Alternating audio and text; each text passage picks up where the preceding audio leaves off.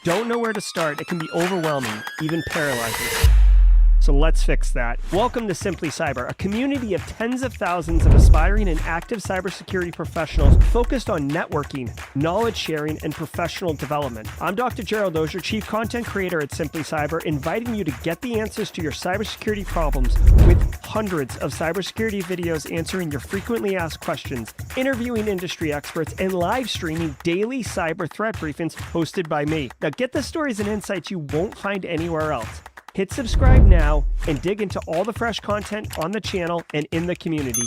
Nothing should stop you from launching and leveling up your cybersecurity career today.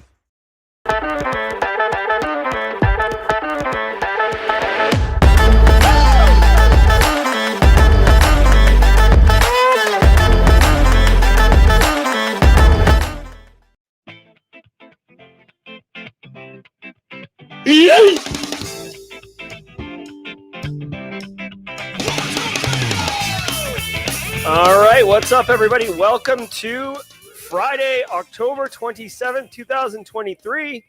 This is episode number 482 of Simply Cyber's Daily Cyber Threat Briefing. I am your host, Dr. Gerald Auger, and over the next 45 minutes, me, you, this hot, huge cup of coffee, Matt McDaniels, B. Cole, Stephanie Strauss, Frank from the hospital, Alana coming in hot from the GRC contingent, my man Marcus Kyler, James Udakudu, Brian McCoy, Johnny Five, so many over on LinkedIn and YouTube, long-timers and first-timers. You squad members, you know you're here. We're all going to be shredding the top cybersecurity news stories of the day, and I'll be giving my expert opinion and analysis on each of those stories on what it means to you as a practitioner. So how can you operationalize it at work this week, which is almost over. So maybe we put it on the clipboard there. We write it on the dry erase board, and we implement it next week, right? Or strategically, like long-term planning, these type of things. And also, if you're looking to break into the industry, I know many of you are, the Daily Cyber Threat Briefing is absolutely tons of value. You're going to be asked in any job interview, how do you stay current in the industry? The Daily Cyber Threat Briefing is a phenomenal answer. I'm biased, but believe me, ask somebody else that's not me. I strongly believe it is. We're covering the top stories. You're going to hear terminology and concepts, and to add to it, that all the people over here in chat, over 100 of you already piling in here and many more to follow. The networking is exceptional. People believe me, guys, when I say networking is unbelievably valuable, you could be the top of your class and not get the job because you don't know about the job. And you could be middle of the class and get the job because you're qualified to do the job.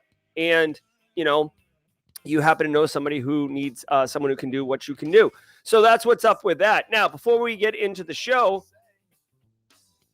I do want to say shout out and love to the stream sponsors, my good friend Eric Taylor and the gang over at Barricade Cyber Solutions. Barricade Cyber Solutions is dedicated to helping pop-ups happen.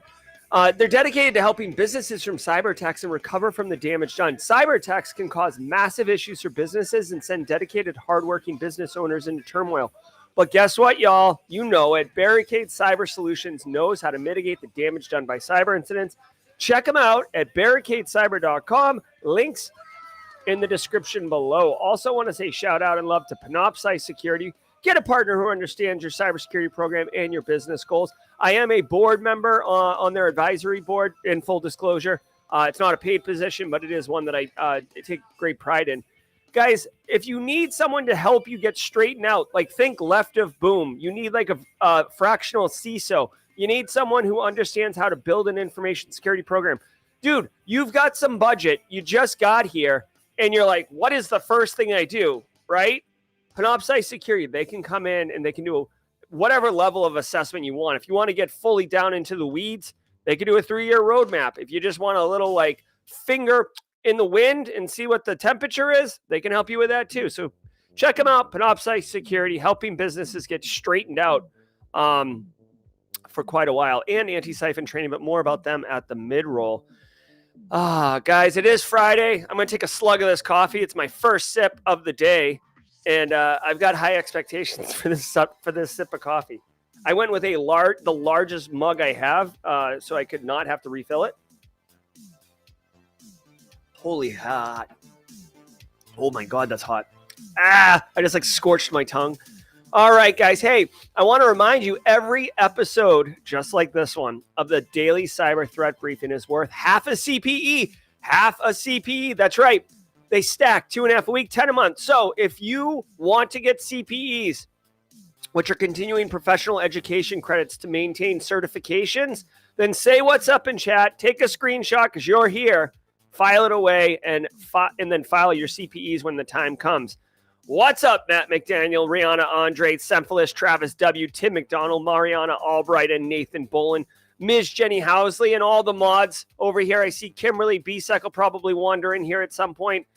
Love the show. Love the community. Thank all of you. If you are live with us right now, if you're one of the 146 people who nestled in here on a Friday morning, say what's up in chat. Hashtag Team Live if you would. I do love it. This does warrant an Oprah emote. Where's my Oprah emote? There it is. You get a good morning. You get a good morning. Everybody, good morning, or good afternoon, good evening. I know some of my Australian friends, it's evening there, so coffee cup cheers, bourbon cheers, wine cheers, whatever it is. If you're on replay, hashtag Team Replay in the comments. Thanks for catching the stream and adding value. I do see the comments. I do engage as I can, and I really appreciate that you are able to consume this information in a way that works best for you. All right. What? Semphilis back on the job hunting got fired? Bro, what? Hold on. What? I mean, yeah, seriously. All right. Well, hey, I want to say Semphilis, that sucks. I'm sorry to hear that. Let me just take a hot minute really quickly. I do want to remind everybody really quick. Okay, I'm sorry. This is very transactional that Semphilis got fired yesterday. I got reached out to by somebody on LinkedIn yesterday that many people in the community know. And he said, hey, my job just dissolved. I'd been there a month and then they told me we overhired and your job no longer exists. Remember, guys, and I'm not going to belabor this, okay? Remember, a business labors its highest cost. They will not think twice about letting you go if it means the numbers, the Q4 numbers or whatever. So always, even if you're happy at your job right now, that's wicked cool. I'm happy for you. Always be networking, always be working on yourself, always be the CEO of you, because you want to be in a position of power if life throws a curveball at you. All right. I know that's easy to say, but in execution and tactical execution of that, just show up here, network, talk, give into the system, okay? Give into the network, provide value. Hey, check this out, because you're not looking for a job, right? And then when crap happens, you're able to pivot a little bit. And hopefully Semphilis has been doing all this. And Semphilis, hopefully you are only job hunting for a short period of time. I wish you the very best. But remember, always, y'all, I hate to say it. It's like cybersecurity as a career. Don't get comfortable, right? Always be improving, always be networking, always be helping, because you never know. And not to say you're doing it to get something back, but you never know who you're helping. You never know who you're talking to. You never know where the relationships could go today, tomorrow, next year. Okay. If you are... Excuse me. If you are here for the first time, you're like, whoa, what is this, a feel-good seminar this guy's doing? I thought this was a daily cyber threat briefing. No, but we are a community and we do care and we do support each other. But if it is your first time here, we're about to get into the news, but I would love, love, love for you to drop a hashtag first-timer in chat, okay? If you're a first-timer here, we've got an emote for you. We've got a sound effect for you, and I love hitting those buttons, and I love welcoming first timers. What's up, Jess Bishop? Good to see you in chat. Luke Canfield, my man. All right, guys, do me a favor. Watch me burn my tongue again. Ow. And then it is Friday, so it's Grayson's Joke of the Week, brought to you by James McQuiggan. James McQuiggan has been pinch hitting. James McQuiggan's been pinch hitting for Grayson for some time, and we appreciate that, James McQuiggan. Hashtag long timer if you are Matt McDaniel or if you've been here. Real quick, just really hashtag Gary Sturgiadis. I see you. Hey, really quick, just to let everyone know, I met someone at Wild West Hackin' Fest who's been a hashtag passive observer since before we were counting the episode numbers. This guy, I'm not going to say his name, well, Sean, but just what's up to Sean? Good to have you here. And Roy Morales, whoa. Roy Morales. Welcome to the party, pal. Welcome to the party, pal. Good to have you here, Roy. I see Mike Miller in chat. Mike, good to see you. Mike Miller's going to be part of Simply CyberCon the week after next, bringing resume and roasting and LinkedIn profile improvements. Where's my welcome to the party? Oh, there it is. All right. Yes, a lot of long timers. Great to have you all. I went with the throwback shirt, Cyber Coffee Carl and audio. Dug that out. Hashtag long timer. All right, guys. I'm going to have to. I see you blue badge, beautiful people. Alana, not only IT, Jess Bishop, Kimberly, love it. Genuine Nick Barker, genuinely appreciate y'all. Tony MBA, long timer, genuinely appreciate all the long timers. We've had a hell of a trip, and we're not even at the first gas station, guys. We're cruising, okay? All right. Hey, so do me a favor. It's that time. Sit back, relax, and let's let the cool sounds of the hot news wash over us in an awesome wave. I will see you all at the mid-roll.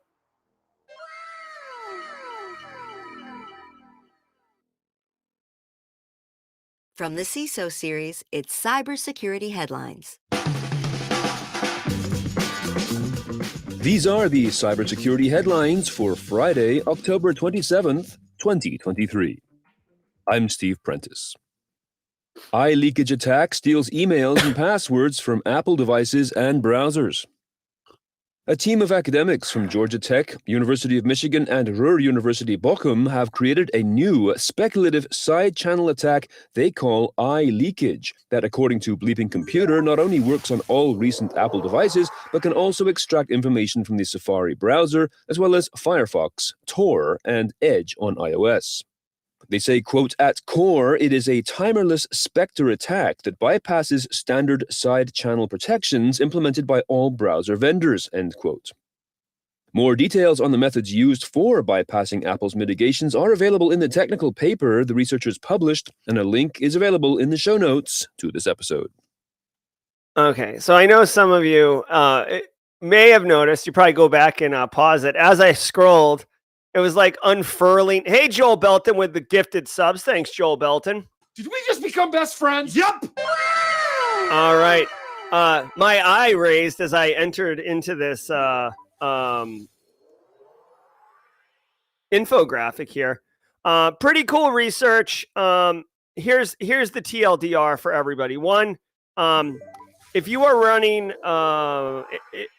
if you're storing passwords or you use Apple Safari, okay, on your iPhone, there is an attack that can get your, basically anything that you're typing into, it doesn't say it, but that's the way I got it. Anything you're typing into Safari, right? Whether you're typing a password, whether you're typing a message, whether you're typing a 6-digit PIN or whatever.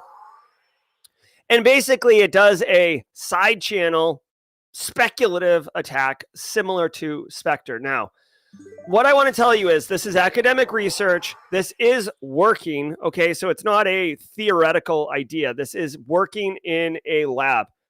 I do not think this is interesting to discuss. Maybe you want to post about it on social media, but from a practical day-to-day, I'm at risk perspective, I do not think that this reaches that level, okay? Now, obviously, if you're a VIP, you're the president of the United States, you're using an iPhone, maybe it goes in there.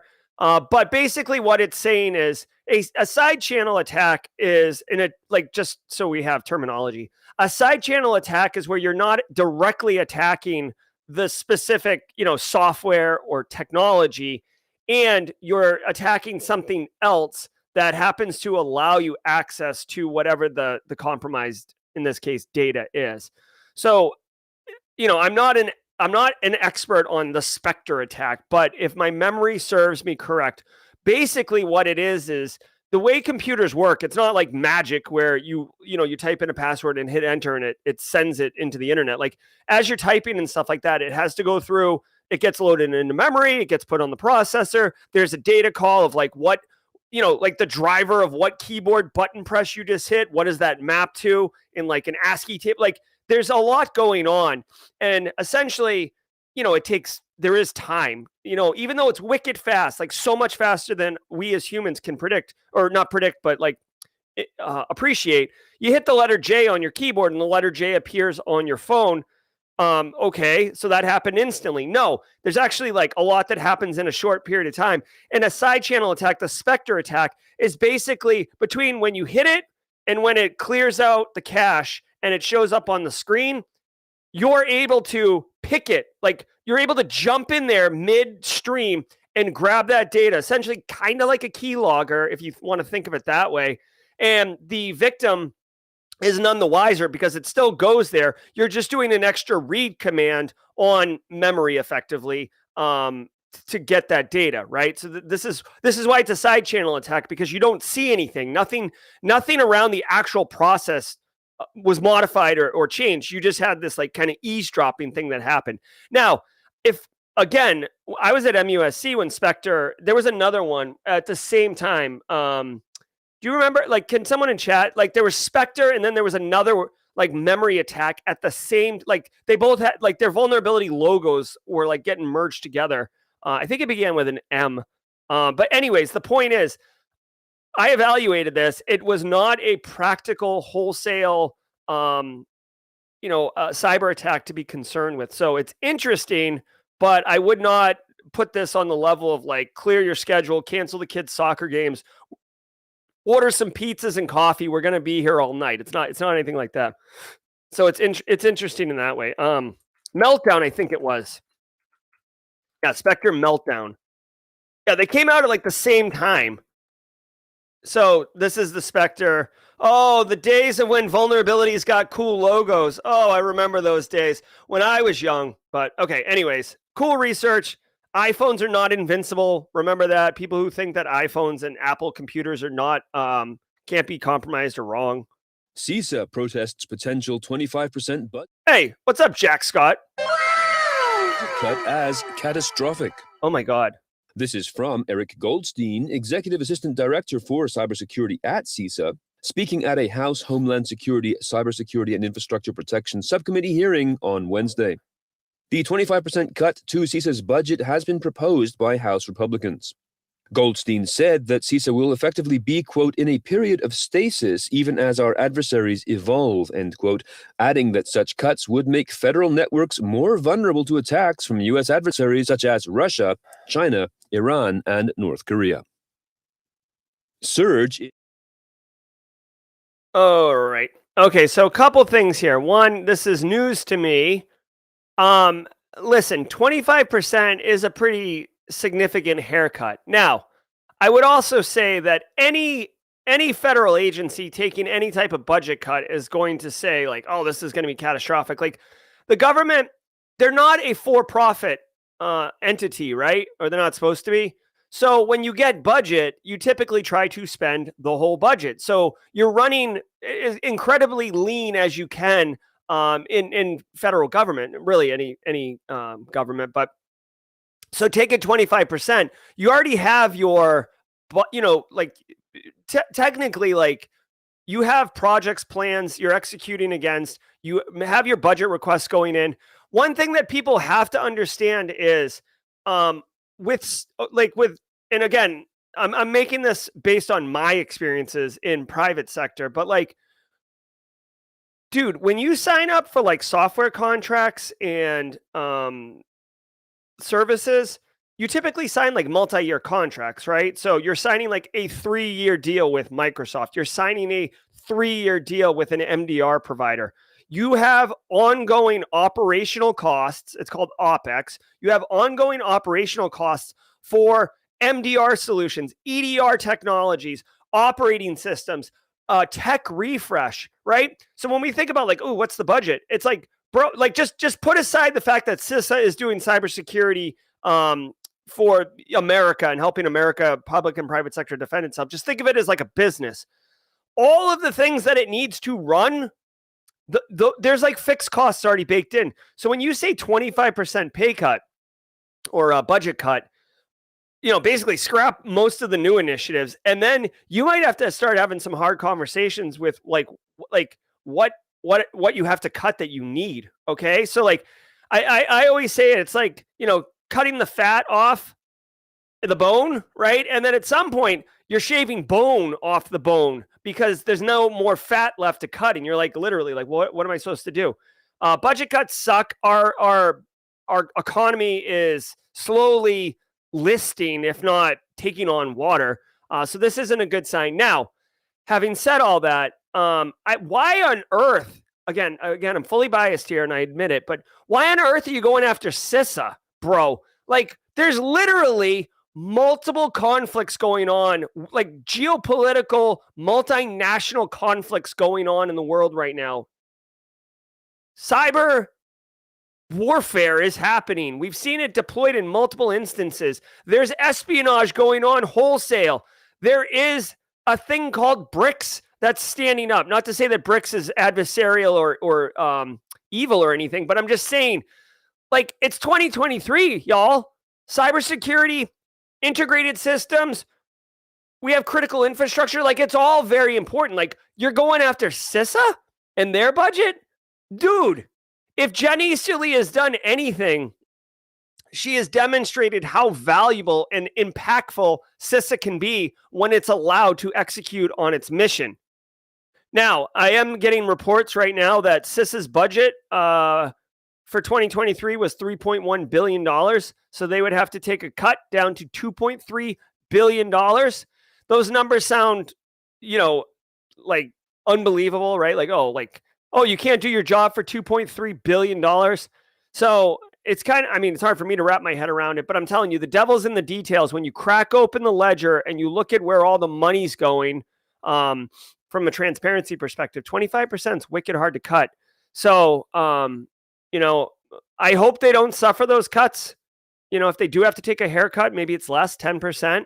Maybe they can't do super cool initiatives, but, I don't know, man. I feel like it's so like, okay, actually, you know what? I am going to lose my mind for a hot minute. Fascinating! Listen to me. I have seen this more than once in my career, okay? The business is looking for money looking for money, basically. And the way they get money is by cutting budgets.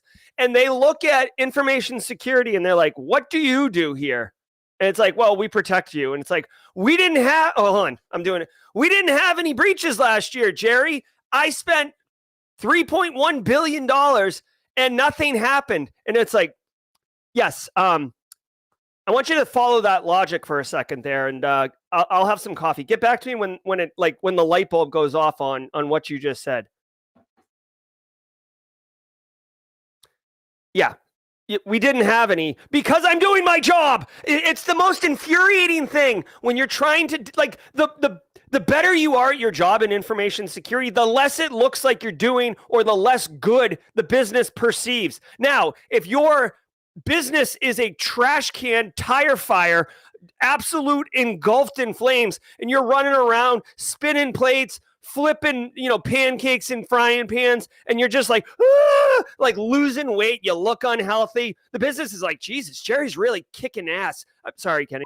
Jerry's really busting his hump. Did you see him here all weekend working his A off? And it's like, yeah, it's like, budget approved. It's like, you are missing the point, my friend. You are missing the point. We shouldn't be running around. This thing should be locked down, smooth sailing. I should be able to be on a beach, chilling, not sweating and stressing out, because this place is a complete cluster. All right. So that's always been a major challenge, right? And this is why GRC is so important, and why we have to be excellent at communicating, because you need to demonstrate that what you're doing is delivering on that quiet, on that lack of anything happening. All right. Oh my God. So many times. All right.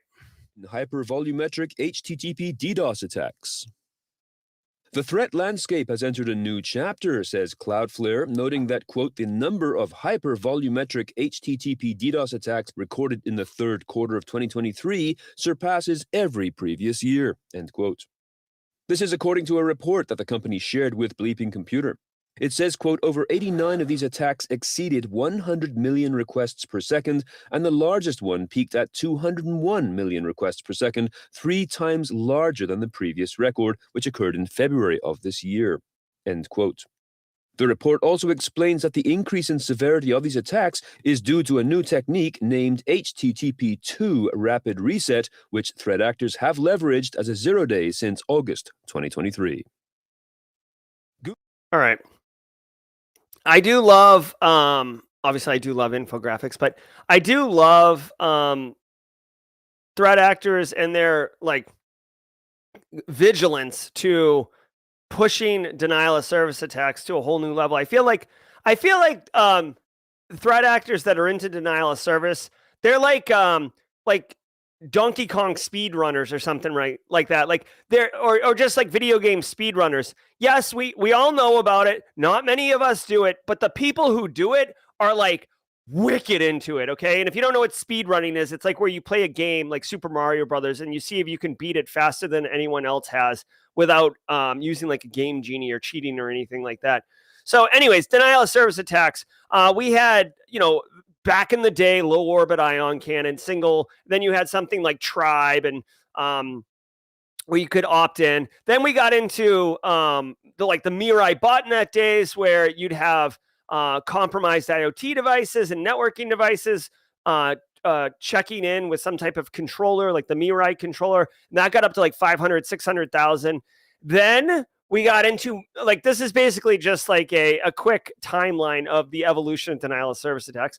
Then we got into the memcache, where if you Google memcache denial of service attacks, that was super powerful. The reason being, you didn't have to compromise 500,000 IoT devices to begin with. You could just ping a misconfigured memcache server, and it would do all the work for you. Also, so easier to exploit, easier to set up. And third, it had more data, talking terabytes of data. And now here we are with hyper-volumetric distributed denial of service attacks. So let's get into that.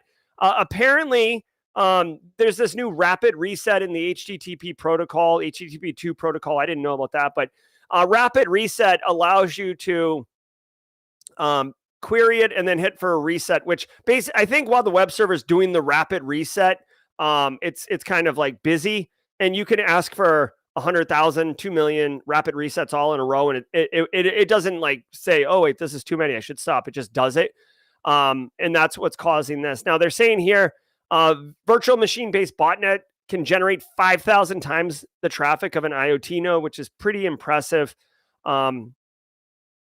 So whatever, if you want to get denial, here's my thing, dude. Like, yeah, it's wicked cool. Nice flex. Way to go. Rapid reset, denial of service attack. But you still got to keep the attack up. Memcache type, DNS amplification attacks, essentially, they were fine. Like, they could knock over websites and businesses and stuff. So like, you didn't need to do this. It's just excessive at this point. And again, I honestly think there's like a contingent of threat actors and researchers out there who are like all into, getting the highest denial of service attack ever attributed to them. If you're running, as you would imagine, if you're running a business in the gaming industry, specifically gaming, gambling, financial services, you want to have some type of denial of service attack service. Cloudflare offers one. I think Akamai offers one. So anyways. Google expands bug bounty program to include generative AI attacks. Google has announced an expansion of its vulnerability rewards program to place greater focus on AI-based attacks. Its newly published guidelines seek to address the difficulties involved in determining the sources of data in extraction issues, as well as topics such as model manipulation and bias. Google also stated that they are, quote, expanding our open source security work to make information about AI supply chain security universally discoverable and verifiable, end quote. All right. This is really cool. Nicely done, Google. I would imagine that Microsoft / OpenAI is going to be offering this if they have not already offered it. Like AI, we all use generative AI, right? So, and we all know that, the kind of novel attacks like, oh, tell me how to make napalm, but tell me like it's a kid's story, or, tell me who made you, tell me about your programming, all this other stuff. So things that go outside the boundaries. This is a brave new world. So there's lots of juicy vulnerabilities out there. So I would say if you've got the time and you're interested in AI, shall we play a game? This would probably be a great area to start looking, simply because it's brand new. So a lot of the easy, quick wins, a lot of the low hanging fruit is probably out there still. If you're interested, I know OWASP did this more to like kind of capture the market, but OWASP, which is known for the Open Web Application Security Project, they actually released the top 10 for AI attacking. So where is it, bro? I just want to see the list, man. Just give me the list. Give me the list. Oh my God. Sorry, didn't want you guys to have to see all that crap. Where's the freaking? Oh, Daniel Miesler is one of the leaders. Cool, I like Daniel. I don't know. There it is. Okay, so you can see here, if you wanted to take advantage of this Google bug bounty program and try to get some of those quick wins in that early stuff, right here, OWASP has listed 10 different machine learning, AI type things. You can't do all of them because you're not like model skewing. You can't do model skewing on a generative AI. Like you're a consumer of it, not compiling the back end of it. But data poisoning, input manipulation, membership inference attack, these are things that you might be able to do. So if you're looking for kind of a structured taxonomy on how you might want to approach in a deliberate, repeatable way to attack this generative AI bug bounty program, start here. OWASP top 10 machine learning risks, and giddy up on it. Again, I love it. Oh my God, what are we talking about? My cabling? Okay. Anyways, yeah, whatever. Good on Google. Again, I expect other AI groups to do this. And now a word from our sponsor, Vanta. Growing a business? That likely means more tools, third-party vendors, and data sharing, also known as way more risk. Vanta's market-leading trust management platform brings GRC and security efforts together. Integrate information from multiple systems and reduce risks to your business and your brand, all without the need for additional staffing. And by automating up to 90% of the work for SOC 2, ISO 27001, and more, you'll be able to focus on strategy and security, not maintaining compliance. Join 5,000 fast-growing companies that leverage Vanta to manage risk and prove security in real time. Our listeners get $1,000 off Vanta. So go to vanta.com/CISO to claim this discount. That's VANTA.com/CISO. All right, we got a super chat coming in from the James McQuiggan. Last day here in Nashville for ISC2 Security Congress, making new connections, networking. Still on the road since Wild West Hackin' Fest. One more stop in St. Louis for another presentation on AI. # Team Live. See you at B-Sides Charleston. James, you dang right. Did we just become best friends? Yep. All right. All right, guys, it is the mid-roll, which is always a good time. Thank you all for being here. Thank you to the stream sponsors, Barricade Cyber, Panoptcy, and Anti-siphon training. Guys, don't sleep on Anti-siphon training. They are here to disrupt the traditional training industry of cybersecurity by providing not just high-quality, cutting-edge education to anyone, but regardless of their financial position, which is the absolute best part of it. So they offer anybody who wants to be a student the opportunity to learn hands-on skills, get taught by high-end talent, and for $0 if that's what you want. You pay what you can. Use the link in the description below. Go to training, go to pay what you can, and look at the upcoming calendar, and you'll see it's ordered by dates right there. Halloween, you can do packet decoding with Chris Brenton, no big deal. API security testing on Halloween, sure. Studying for the CISSP, get in here, right? It's what's going on. Anti-siphon training.com. Thank you very much, Anti-siphon. Guys, if you're getting value from the show, I know I went off on a little tirade about the value of information security to a business. If you're being entertained, if you're being educated, if you're just a regular, if you're a hashtag long timer, hit the like button right now on YouTube. It goes a long way to help other people find the stream. You're literally paying it forward, networking, and doing good for somebody who doesn't quite realize it yet by helping them find the Simply Cyber Daily Cyber Threat Briefing podcast. We are working in here every single day, and I want more people to know about it. It's so funny, whatever, but sometimes people be like, oh, I just found this. How did I not know about this? Or like, wow, this is awesome. And I'm like, yeah, damn it. I wish we had found you sooner. But anyways, all right. Hashtag Simply Cyber Community Challenge. Daniel Lowry dropped his post yesterday. I checked it out. It was definitely great. Thank you so much, Daniel Lowry, for that. Now, I believe Daniel is in a meeting right now and that he won't be able to attend, but that's okay. We'll pass the baton for him. Thanks, Ken Booga, hashtag longtimer. Hey, guys, the Simply Cyber Community Challenge is an ongoing initiative that we started ourselves to basically appropriate LinkedIn and make it work for us. Oh, Daniel Lowry is here. Well then, Daniel Lowry, I genuinely appreciate it. Let me explain what you got to do, Daniel. Guys, the hashtag Simply Cyber Community Challenge. Daniel Lowry is about to tag somebody in chat, and they are going to have the baton. We ask that if you get the baton, go on LinkedIn and post your cyber story. Why are you in the industry? What motivates you? What inspires you? Then make sure you add the hashtag Simply Cyber Community Challenge to your post and tag me if you'd like so I can amplify. Now, here's the best part. Whoever posts, like Daniel Lowry yesterday, go connect with Daniel. Comment on Daniel's post like I did.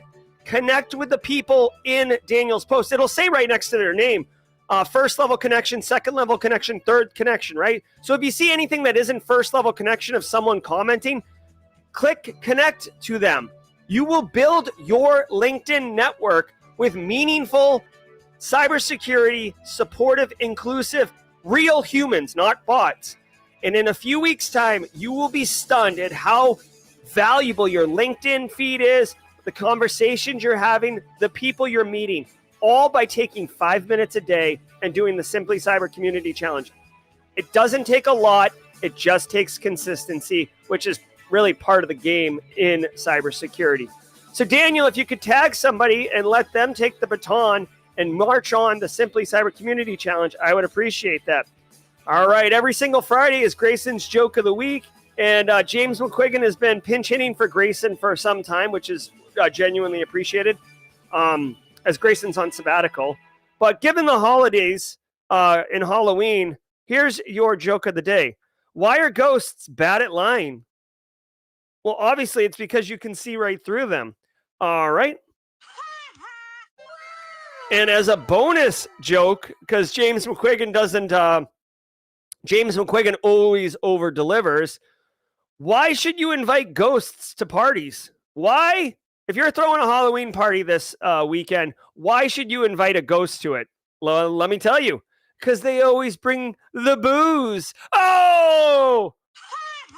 Boom, baby, boom. Well done, James McQuiggan. Thank you for the joke of the week and the Halloween themes as well as the meme of the week yesterday, which was Halloween themed. Let's get back into it. Seiko's August ransomware attack lost 60,000 items. Following up on a story we brought you in August, the watchmaking company Seiko is now stating that the ransomware incident that occurred in that month has resulted in the breach of, quote, 60,000 items of personal data from customers, employees, business partners, and job applicants, end quote. The company says the items include basic customer PII, but not credit card information, also standard contact information for parties involved in B2B operations, and finally, job applicant information. The company is in the process of restoration and making contact with all affected parties. Black Cat Alpha V took credit for the August attack. All right. So Black Cat, Alfie, formerly Darkside, they're a legit ransomware threat actor. Like if Black Cat gets into your environment, you're screwed. Like hopefully you've been practicing tabletop exercises and doing what you need to do. All right. Rick Armstrong's got the baton. Thank you so much, Rick Armstrong. And thank you again, Daniel Lowry, for being part of the Simply Cyber Community Challenge. Now, Seiko, watchmaker, they got ransomware. It sounds like they didn't pay the ransom. They're just recovering. It is like a birthday cat, GPT. Shall we play a game? Welcome and happy anniversary to you. Thank you for the annual ongoing support. So here's the deal. The level of information that got popped for Seiko, job applicant information, some customer information in 2023, that's not a big deal. Like I would even say, like when you're doing your risk calculation, it's like, oh, like the impact is not that high. Whereas 10, 15 years ago, like that would have been like, wow, like Seiko stock tanks after massive data breach. Like now it's like, like you just yawn and like the CEO is on the 14th hole at Torrey Pines and like the phone rings and it's like, data breach. Okay. Am I off? Am I in the tee box now? Like that's where we are in 2023. Not to say it doesn't suck, but it's just the impact isn't that high anymore. Obviously, if I had to guess, this data was stored in a database. Black Cat, any ransomware threat actor, like they can spend time searching around and finding juicy, valuable databases. But if the database had some kind of generic name, if they couldn't tell, maybe they just popped it and hoped for the best. But it sounds like Seiko had backups and stuff like this. So it's more, if anything, it's more about public response, PR, and it's not really crisis management. Like basically they're executing their business continuity, plan essentially, like, or their incident response plan. Like, oh, we got hit. Like, let's go out. We'll tell the impacted people what was hit. We'll tell them that security and privacy is really important to us. We'll double down on our stuff, etc. I do think it's interesting though, just as a fun fact, Casio got hit like last week or 2 weeks ago also. So like, sometimes you see the graphics with like what industries are hit. Like we actually saw it a little while ago in one of these graphics right here. Most targeted industries, this is denial of service, but like gaming and gambling, IT, crypto. And then like we just based on these stories, it's like manufacturing, Japanese based watches, and then, healthcare. Like it's just kind of funny, not funny, but it's just interesting to me that like Casio and Seiko got hit within like a few weeks of each other, which is kind of crazy. Grammarly fixes sign-in vulnerabilities. The writing and editing tool Grammarly has stated that it has fixed some user login vulnerabilities that were affecting its social sign-in service through an open authentication OAuth common protocol. The company was alerted to the vulnerabilities by researchers at Salt Security, and no Grammarly accounts were compromised. According to The Record, quote, Salt Labs, the security company's research team, noted that thousands of other websites using widely seen social sign-in mechanisms are likely vulnerable to the same type of attack, putting billions of individuals around the globe at risk, end quote.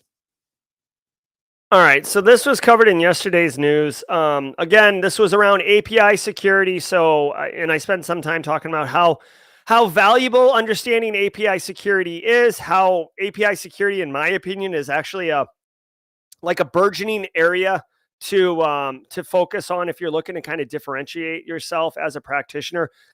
Understanding cloud right now is very hot, and not that a lot of people are asking for API security, but I just feel like there's a massive knowledge gap in most of our industry around API security, like true API security, and how to audit and evaluate that. Now, Grammarly is they probably use Grammarly because it's so well known, but essentially there was a identified flaw where like if you got someone's token that they logged into like Facebook, it would work to log into Grammarly and some other services, simply because the way that they had configured the authentication to work with Okta was not properly configured. That's basically the gist of it. Grammarly fixed it, so there's no issue there, but off you're running. Now, nobody asked me, okay? So this is a unsolicited hot take, but like Grammarly, I get what Grammarly does, okay? I get it. It can help you write better sentences. It can help you write more compelling whatever. It's a keylogger. Am I right? Like everything you type, passwords, secret notes to your wife, like an email, a letter to your doctor about this rash you can't quite figure out, all of it goes to Grammarly servers. And then it comes back and gives you some idea like, oh, you may want to describe the rash this way, Jerry. The medical term is this, whatever. It's a freaking keylogger. And people are like, yeah, like people pay to install this on their machine. I don't know. I've never looked at the terms and conditions. I don't know if they don't save your data, but I don't know, man. In 2023, the way that data is treated as such a valuable asset, I bet you they don't delete it. They probably remove it that it has to do with you. But if I write, hi, I'm Gerald Auger, and here's my medical problem, like you can't de-identify that, right? Because it's like baked into it. Exactly, Daniel Lowry. We're all friends here. We're all keylogging friends here. Plus, Grammarly's got a really cool color scheme. It's very soft on the eyes. They do no harm. Again, I'm not crapping on Grammarly. I'm sure it's a great service. I've never done any investigation. This is just a speculative hot take. Please don't send me like a legal cease and desist or something, Grammarly. I don't have time for that. Okay. Leica adds content credentials to camera technology. In an effort to compete with AI-generated issues and protect photographers' intellectual property, camera manufacturer Leica has announced the inclusion of what it calls a nutritional label on images taken by one of its new camera models. This label contains metadata on images taken with a digital signature that can be listed on its Content Credentials site. Participation with the Content Credentials feature is on an opt-in basis. Okay, I was doing a bunch of other stuff. I was doing a bunch of other stuff than listening to this story, but I am the producer as well as the on-air talent. So for those who work in media, that's two different jobs. So sometimes I miss something. Okay, here, I love this. The amount of crap that's going on right now with all the generative AI stuff. Cool. Guys, here's my thing. Yes, you could put your name or email or whatever. That's one thing. Two, we've had metadata, right? What is it, EXIF format? Like we've had metadata in pictures for years. It doesn't show up in the picture. It shows up in the file itself. That can all be scrubbed out. So, whatever, your mileage may vary. We've had steganography. Oh, hey, stego. Who doesn't enjoy a good stego in a CTF? Guys, we have had the capability to bake in data into images forever. And by forever, like at least the last 10 years. Okay, so way to go, camera. To me, this could be a really cool standard to bake in to all these things, right? So because right now, like if you make something in Midjourney, which I know is not a camera, but if you make something in Midjourney, you do technically own the rights to it. You can start using it. And I personally have grabbed someone else's Midjourney art because it looked wicked awesome, and I used it. Right. So if people are putting in time, energy, and effort into building these things and they want to own them as a piece of quote unquote, art that they created, having some way to prove that you did it or have some attribution to you is cool. So I think this is great. I do think we're going to need not only attribution on who created it, right? Like, oh, this is Jerry's thing.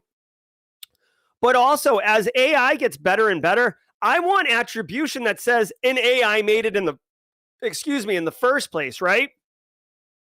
So like not only did Jerry create this graphic or whatever, but this graphic was created using AI. That way people aren't pawning off art is something that they made, or more nefariously, as we get into like more compelling deep fakes, 11 Labs and their voice things.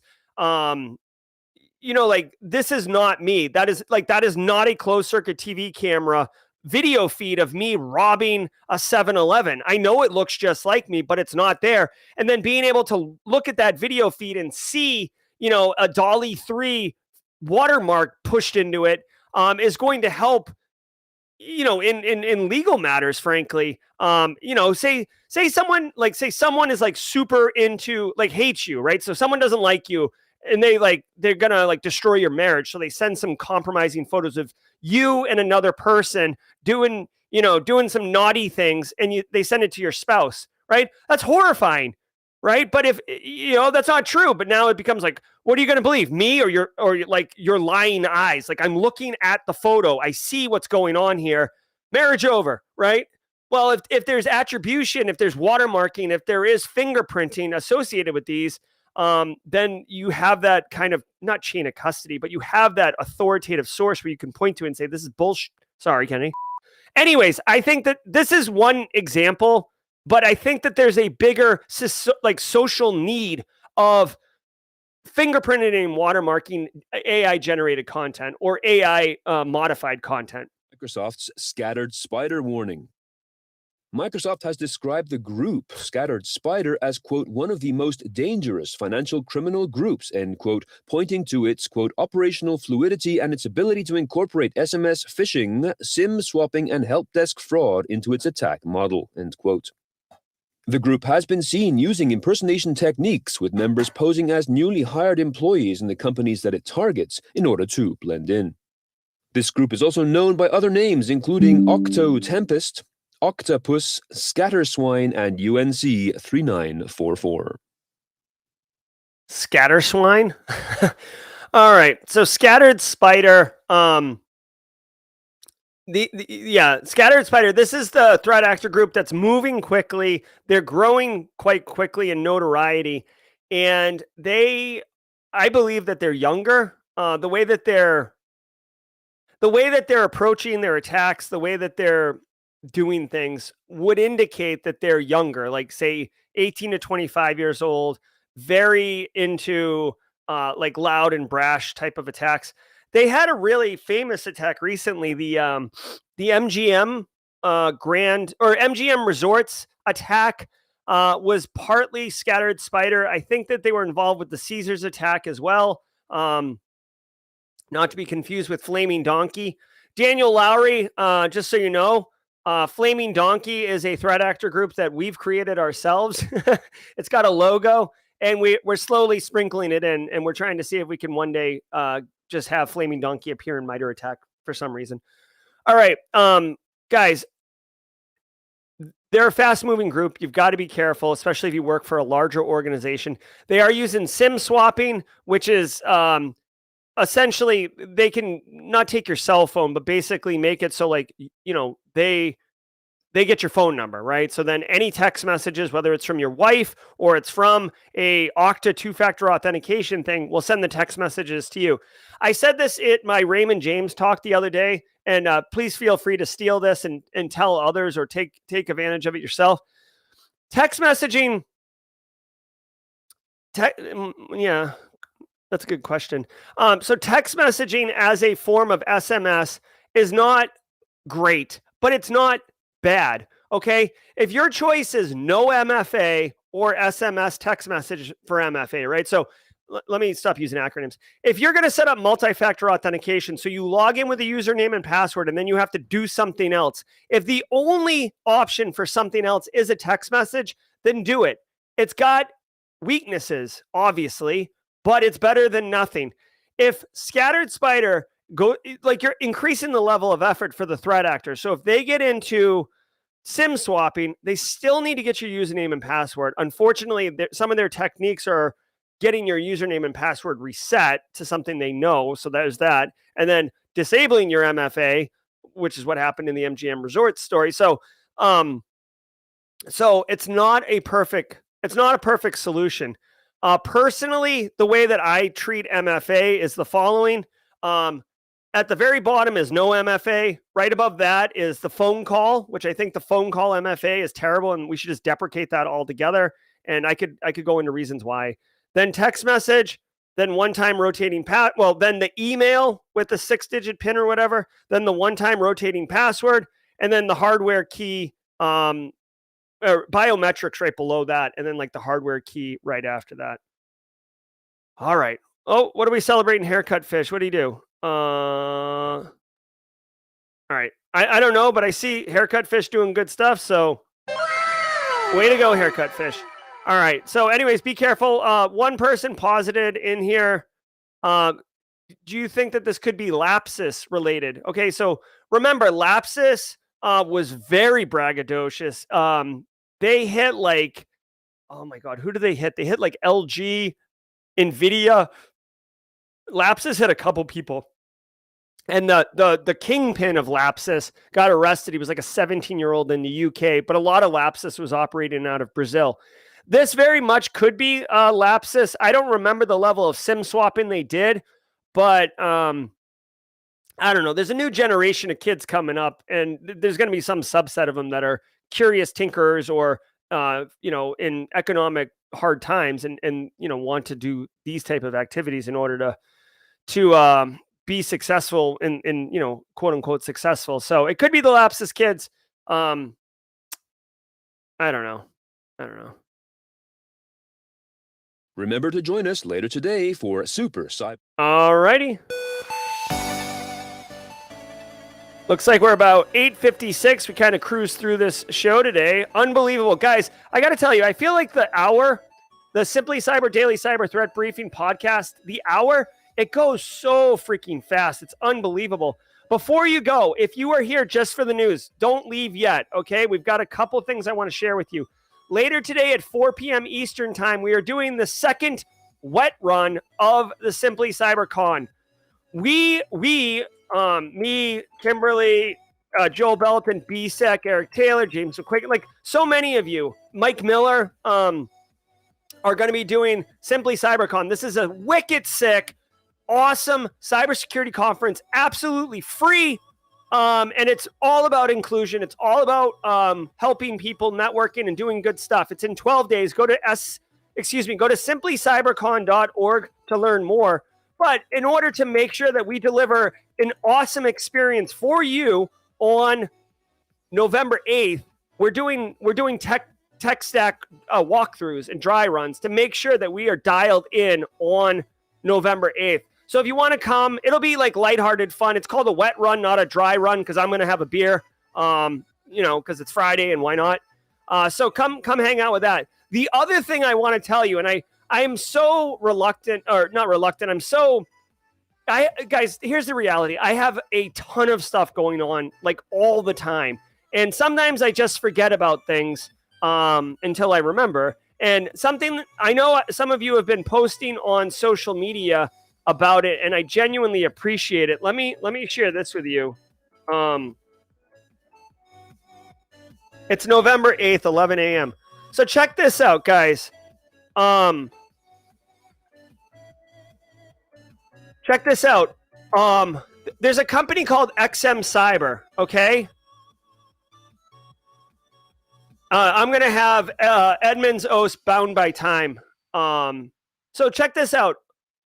I worked with a company called XM Cyber. They commissioned me to build a entire course on continuous threat exposure management.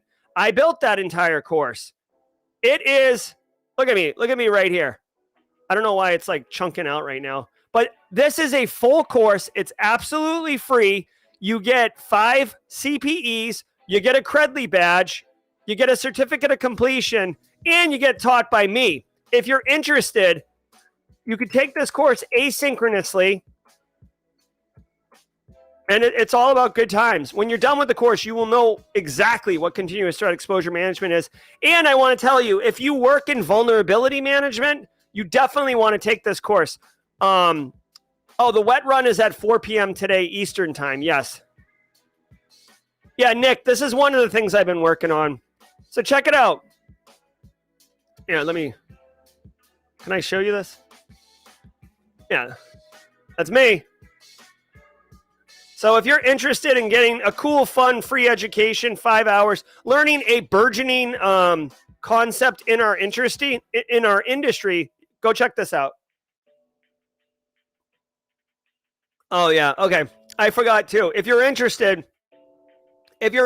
also, I always forget about this, but I don't. I don't know if you guys know. What? Oh my god. Is this it?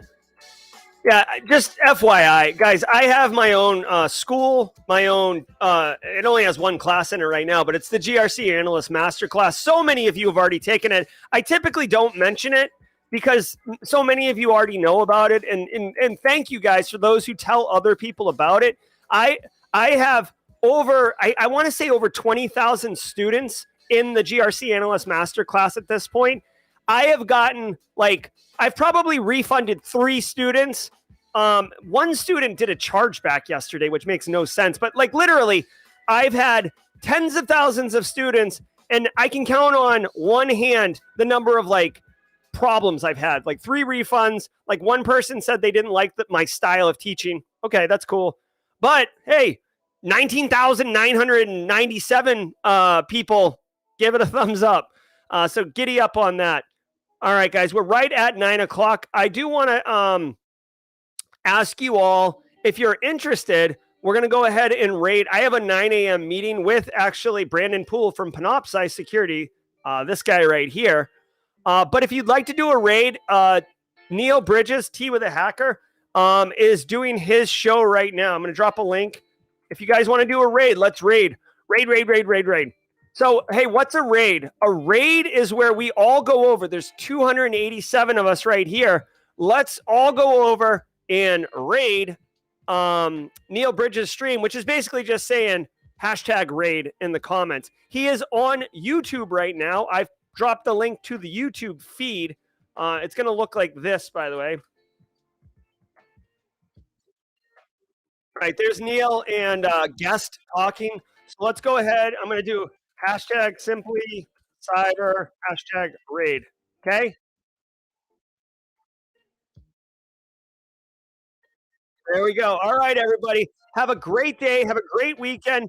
Congratulations on Friday. Thank you for all you do. Gabe Lister. Great job, Daniel Lowry, with the baton pass. What's up, Kathy? I saw you in chat. David, thanks for the great words. Guys, I will see you all at 4 p.m. Eastern time for the wet run. Be well. And until next time, stay secure. Everybody, I hope you enjoyed that content. Keep the cybersecurity train going by connecting with the other Simply Cyber community resources. We have the Discord server that's lively and always keeps the conversation going. You can connect with me directly on LinkedIn. And also every single weekday morning on the Simply Cyber channel, we're doing live daily cyber threat briefings, 8 a.m. Eastern time, as well as Thursday at 4:30 p.m. We're doing live stream interviews with industry experts, and we produce videos that we push out every Wednesday morning. I'm Jerry from Simply Cyber. I hope you enjoyed the content, and we'll see you in the next one.